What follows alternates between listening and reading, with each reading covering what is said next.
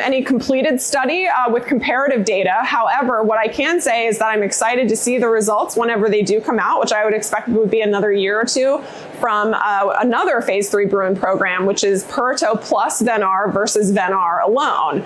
Asking the question, is the addition of a non-covalent inhibitor to an effective relapse regimen, Ven-R, going to lead to better patient outcomes? There was also some really exciting data from MD Anderson looking at Pirto in the front line combined with Ven-O. However, there's no comparator arm in that study, so we can't really say Pirto Ven-O is better than VO alone. You'd need a phase 3 study. There will be an exciting study led by the German CLL group of Ven-O versus P plus V, and there's 2 PV arms. One is time limited, fixed duration, the other is MRD directed. So that one will obviously take quite a while to read out. I think it's just starting to accrue, but that'll be very interesting to see, can we move Pirto in the front line as a time limited regimen.